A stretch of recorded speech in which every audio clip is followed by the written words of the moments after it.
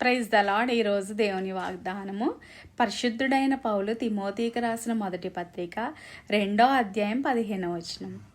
అయినను వారు స్వస్థ బుద్ధి కలిగి విశ్వాస ప్రేమ పరిశుద్ధతలయందు నిలకడగా ఉండిన ఎడల శిశు ప్రసూతి ద్వారా ఆమె రక్షింపబడును.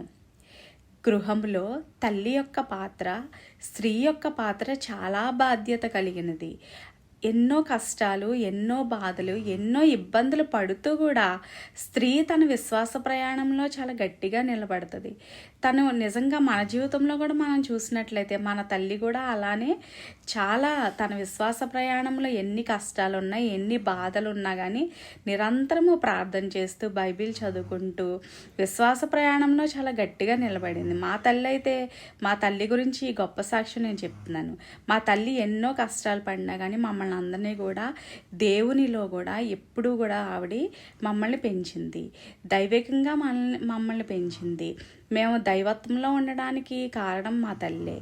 మనం ఎప్పుడూ కూడా స్త్రీలం ఎప్పుడూ కూడా విశ్వాస జీవితంలో కొనసాగాలి, పరిశుద్ధతగా ఉండాలి, పరిశుద్ధతగా జీవించాలి. మన బిడ్డలకు కూడా పరిశుద్ధతగా జీవించడానికి మనం నేర్పించాలి. వారికి ఆ బోధ మనం బోధించాలి. ఎవరైతే పరిశుద్ధత కలిగి జీవిస్తారో, విశ్వాస ప్రయాణంలో విశ్వాసంతో కూడి నిబద్ధత కలిగి స్వస్థ బుద్ధి కలిగి ఏ స్త్రీ అయితే జీవిస్తుందో అలాంటి వారిని దేవుడు దీవిస్తాడు. మనందరము కూడా క్షేమంగా ఉండాలంటే, మన కుటుంబం అంతా కూడా క్షేమంగా ఉండాలి అని అంటే, పరలోక రాజ్యంలో మనందరము కూడా వారసులు అవ్వాలంటే తల్లి పాత్ర చాలా గొప్పది.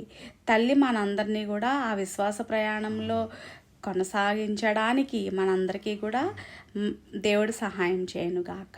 ఆమేన్. హల్లెలూయా.